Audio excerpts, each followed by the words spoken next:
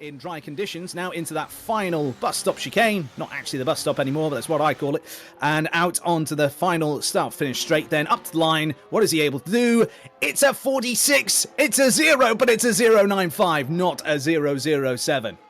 Yeah, not quite enough. Unfortunately, Aston Martin, though, I'm sure, will be looking on positively at their performances so far. Now, looking at the bottom, Punju is at the very tail end of the field. Gullis now in the bottom 5. He is going to be eliminated. Dirk Chocolate as well, who has been in recently been in good form. I mean, points have been scored. There was talks about him being demoted to the AlphaTauri team. In Fratic as well, he's going to be out of the session too. A big mistake there from Punju, however, coming through Campus and Stavolo, and I think that might rattle him a little bit. He needs to try and find something to try and elevate his position, because at this rate he's going out of qualifying. We're coming now into the last stages here, the dying laps, the dying moments here in Q1. The bottom 5, like I said, will be eliminated from qualifying, and we'll move into Q2 with then 15 drivers looking to try and make it into the top 10, as we now see them make his way up towards the line now. Punju goes 15th fastest, stays in barely. Can he hold on?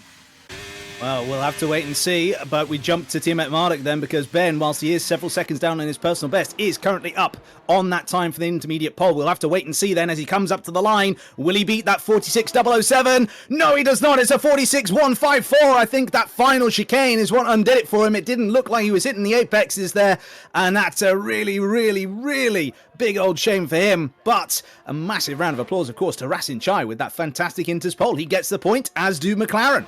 Yeah, not only that, fastest man in the first session overall with that 140.896. And the fastest man right now, as we now witness Meraki coming through the final corner out of turn 20 on the intermediate tyres as well. And that's a 146.2 as well. Unfortunately, it's going to be a battle for him to certainly take away that Inters pole. And it certainly was laid bare in front of Rasin Chai once again.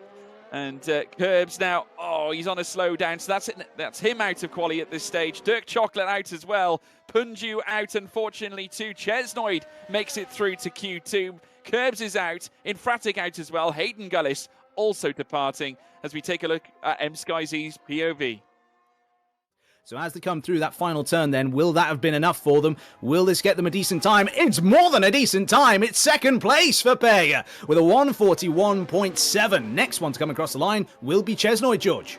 Yeah, Pay doing brilliantly, and I would say that's more than secure, at least in second place. Chesnoid Gaming as well in the mix. Dave Gaming also moved up to 11th. Incidentally, was purple in the second sector. Chesnoid, though, certainly not safe. At this stage, he's out. 12th place. Dave Gaming as well in a position where he's out as well. Mr. Dale also out on the lap as well. He's found personal improvements in the first 2 sectors. Safso has gone purple in the first sector as well. So there's a lot of chopping and changing here. Plenty of drivers at risk. And certainly one of those drivers as a whole is Tiamat Marder, currently sat 8th. It only takes 3 drivers to make it through out of the bottom 5. Mr. Dale could be one of those as well, as he now looks to try and improve and go into the top 10. He does go 6th fastest. Taco following suit as well, goes 12th fastest too. Safso, though, we've got to check him out. He's purple in the first 2 sectors, and I can tell you this as well, that guy Vince has gone purple in the second sector himself as well. So it's all coming down to this. Safso goes second. Unbelievable. Tim Marduk on the bubble of elimination here. One of the championship contenders now. He could be gone. He is gone. It's that guy Vince who goes 3rd fastest. A purple second sector sends him in the top 3 as Noguera steals P3 away from that guy Vince. But the title battle just got juicy. Tim Marduk P11 as it stands. Not only that, but look at this. It's going to be a very, very tight battle in the constructors. It was until just a moment ago. GB68 has completed the lap. They have not improved. They are P12. And so therefore, McLaren have an easy run potentially to the constructors. Now, their only real rivals inside the top 10, at least from a qualifying perspective, are Mercedes. There is only 1 Aston, 1 Williams, and no Ferraris joining them in that top group. Unbelievable. It has to be said, what a moment. What a moment indeed. I tell you what, I thought Dave Gaming would have done enough after that purple second sector that he held briefly, but he's out. GB68 out as well. That is damaging for the Aston Martin lineup because, of course, Zafso in the top 10. Remember, they're currently leading the Constructors' title. M-Sky-Z also barely hanging on in 9th place. Just look at the times, folks. Devastatingly close. The top two, Rasinchai and Zafso, separated by 14 thousandths of a second, which is unbelievable. And bear in mind, Zafso are Season 1 champion. 4-6-7, and I can tell you that Dale is well off the pace here, but someone who isn't is Michi Hoyer. He's just put in a personal improvement in that first sector. Yeah, absolutely. We're looking at this massive improvement for the McLaren. I say massive improvement. It's, of course, an improvement over nothing. It's a great first attempt, regardless. It's down in the 29s, which is about what you want to be in if you want to be competing in that first sector, timing-wise. But the real proof of the pudding here is going to be this second sector. Is this going to be on about a similar par as everybody else, or is it going to be that little bit better? Will you have a bit more downforce in this second part of the circuit? I can tell you that M-Sky-Z is not going to improve. They've finished. They've come across the line. No improvement to that amazing lap time they set earlier on. So it's now down to everybody else to go chasing and set a good time. Now, going through that middle sector, it's a 43.2 for Michi Hoyer, which is around about, that's a good time still, but it's still about half a second off of the fastest sector we've seen in the second sector. So it's now down to this third sector here, down into the bus stop chicane, late onto the brakes, and we cut away. Thanks, we've had our Lance Stroll moment, and so now we're looking at Rasinchai. Now it's back over to his teammate, as his teammate goes second fastest. He's about 7/10 of a second away from M-Sky-Z there, though, so there's still an awful lot of time to find, and certainly an awful lot of space for people to jump into ahead of him. Peya comes across the line next, doesn't manage to beat Michi Hoyer, but Zafso does, and by a couple of hundredths of a second to boot. Yeah, Zafso did take that purple first sector as well. Tom making his way through the bus stop chicane, a 150. Remember, he set that on intermediate tyres. Soft tyres this time, bit fastest. Meraki has gone second fastest, and that's a front row spot, at least at that point there. And I think Rasinchai also improved late on as well. Tom achieving 6th place on the grid. Let's take you through the results very shortly, folks, because I think there was a late change. Rasinchai has taken pole position, and that's his 10th pole in the Creator Series as well. He leads the rankings in all-time poles and has now also ushered in a 140.398, which is over a 10th quicker than M-Sky-Z in second. So M-Sky-Z looked to take 10 poles. This time it was Rasinchai to take it. Meraki in 3rd place, 2nd row of the grid this time with Zafso, the Season 1 champion, starting P4. Michi Hoyer in 5th, Tom in 6th, Peya in 7th, that guy Vince in 8th, Mr. Dale in 9th, with Nogueira finishing in 10th. The lights here at Spa. 3 lights, 4 lights, and the 5th light. And it's pedal to the metal, and it is go, go, go, go, go. Rasinchai comes away out in front. M-Sky-Z matching him though, but might sacrifice the inside as Meraki instantly looks to try and challenge on the outset now of La Source and Alpine running wide. I think that's Tom who's losing out a little bit there as we see him now fly up over the crest. It's Rasinchai in the McLaren. It leads the way, heading up over Kemmel, but now here comes the Mercedes to strike. M-Sky-Z reaching for the skies, takes the lead, and Zafso is out of the race. The safety car has been deployed, Dan.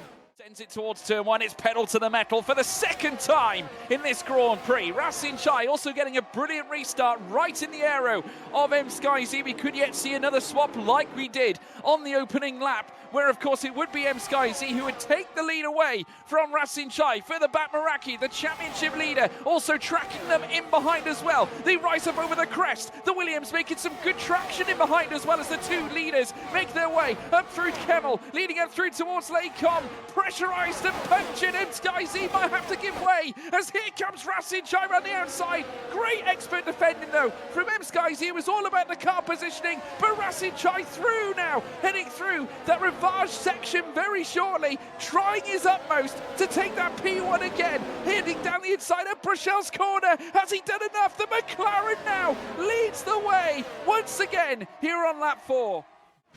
No, not at all. I tell you what, I think Michi Hoyer made a mistake on the previous lap in the middle sector because he lost time on Payer as well. 1.4 Payer in no man's land. TMF Mardico on the rise with DRS opened up. Easy as you like, past Michi Hoyer and makes his way through Lecom. 5th place now as he looks to try and close on Meraki as best he can to gain those points. Curbs now moves up to 12th as well, ahead of Infratic, who's dropped down to 13th. Meraki starting to bleed the ERS as much as possible in order to try and put the pressure on the front two and at the same time keep Tiamat Marduk in behind. Ben's got a lot of work to do though because he's 1.2 seconds away from Payer and needs to break. And so it should be that Ben has got relatively easy time. He might end up coming out alongside Curbs here, but no, in fact, he comes out ahead of GB68. Now, of course, GB's going to have warmed up tyres. Ben is coming out with relatively cold tyres, but they're now going to be heading down the Kemmel Straight, of course, where DRS is going to be the main factor. That being said, the extra few kilometres an hour you can end up getting onto the car via a quick run through Eau Rouge and Radion could have helped. But alas, it doesn't seem to be for GB68 this time. Will it be for Ben Daly up the inside, though? On the Haas, it looks like it might be. And yes, he manages to get Taco Man into Lecom. We're looking at Punju in front, but no, it is Ben Daly who's gotten the move done. And now also following him through is GB68. So great bit of opportunistic driving there from Benjamin Daly. He probably needed that move to be done sooner rather than later to enable his chances of getting this undercut to work most effectively to work the best. Yeah, and this initial stretch is going to be key for GB68 because he does not want to allow Tiamat Marduk to heat up those tyres to a level where, of course, he will be more difficult to overtake. So it's now more than anything here for GB68 to make this move stick and try and escalate it further in order to grab that P12 away. But currently they've got Punju in front of them, effectively the cork in the bottle as they head through towards Cameron and Stavilo. Corbe Paul Frere will come up after this, and the little error there from Punju opens the door here for Benjamin Daly, and he's going to be joined as well by GB68, who will have the run and the overspeed heading through towards Blotchin on a chance, heading through towards the bus stop, which will certainly plant an advantage GB's way, but he's not going to go for it. He's not going to go for the late send. Rasin Chai takes the fastest lap of the race as we now see the cars exit out of turn 20. Tiamat Marduk now on the cusp of the top 10. Skyzy, though, using that overtake button, is wanting to get by the Ferrari at this stage. He's got the fight for the win in mind, not necessarily for the fight in the championship. And now they're going to be 3 wide, are they maybe? Going down into Lecom? No, not quite. It's instead side by side then as GB ends up losing the 2 positions. I'd imagine the 1 position he planned on losing, that being the one to Ben. But now it means then that, of course, he's got that position lost to Skyzy as well. But now it means that Ben is within 1 second of his championship rival, Meraki, in front. Sky Z though, so threatening in behind. He too also a race winner in this championship back in Imola. It was round 2 where he answered back against Ben Daly's race win with his very own in Emilia Romagna as they go wheel to wheel, heading through towards the bus stop. Fantastic move from M Sky Z, elevates the Mercedes now into 5th place, and behind Meraki the train has begun, and Tiamat Marduk is going to answer back straight away up through Kemmel. You definitely think so.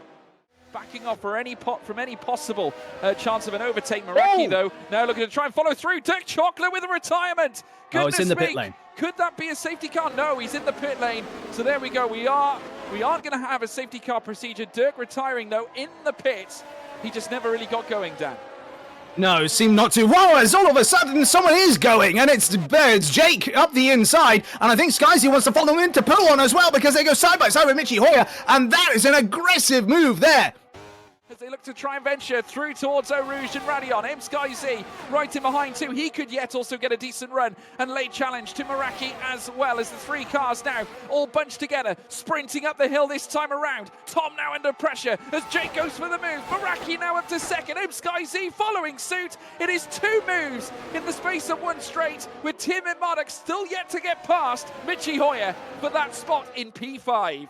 Absolutely, yeah, really brilliant bit of racing there from the pair of them, and especially good racing instinct from M Sky Z to be able to just take the slipstream where they could from those 2 cars in front to be able to get the maximum VMAX they possibly could in order to get that move done. But I tell you what, Ben Daly is now going to do what was done the lap before, and it's deja vu for Michi Hoyer. There's going through Pouon, there's maybe a bit of Pouon in his trousers, and there we go then. That's another move done, another place lost for the McLaren, but of course that's then Ben up another place then, now just 2 places behind the championship rival. I will be honest, I stole that joke from Flange Muffler in the chat.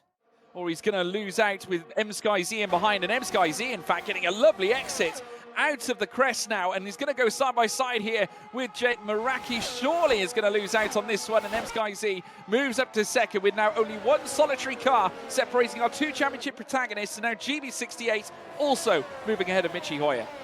Yeah, it's going from bad to worse for Michi Hoyer in the McLaren, but fortunately for him, Peja is still behind him, and he is still...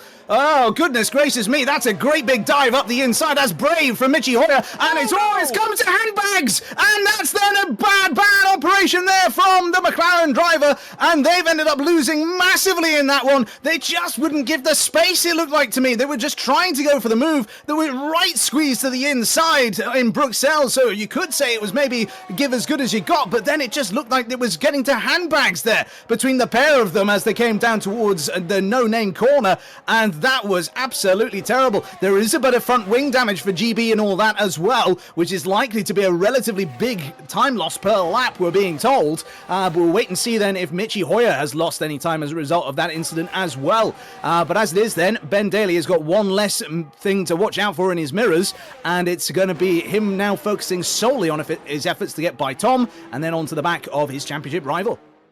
But when it comes to that, then they come up through Eau Rouge and Radion onto the top here, and this looks like it's going to be a relatively simple academic move here. DRS opens up for Ben Daly, and he then cruises on past the Alpine up into 4th place on Tom's Alpine. But of course, Tom's now going to have DRS, you would imagine, down the next straight as up the inside goes Michi Hoyer. Michi is not messing around anymore. He was falling backwards a little bit earlier on. He's now made move after move after move. He is now going to be maybe a little bit more on the vulnerable side as they make their way down towards the Kemmel Straight, but we're focusing instead on this battle right here. We've got Benjamin Daly now rising up over the top of Radion, right in behind Tom and Meraki. Meraki maybe not under a huge amount of pressure at this particular stage. We've got a rear-facing camera at this point in time at the car at the back of the queue, and now we switch to the massive contact between the championship rivals, and that then is an enormous crash between the pair of them, and that to me, I don't want to be cynical, but it looked to me as though that was a deliberate move. It looked as though the defensive move had been made, and then there was another movement made to the right-hand side in reaction to a car coming up alongside them. I think we need to see that again. Ben's camera is either broken or he is just so horribly paralyzed by that incident that he's incapable of human movement and emotion anymore. As we're seeing a lot of movement further down, Peja now in 10th, as we see Hayden Gullis in the top 10 as well, 9th place. But look at this from Peja, who looks to go down the inside of Malmedy. Wheel to wheel they stay now. The Mercedes is going to send it through Rivage, late on the brakes, and Peja up to 9th now, and Gullis relegated to P10. Absolutely, yeah. Very, very good opportunistic move there from Peja, trying to climb themselves back up the order.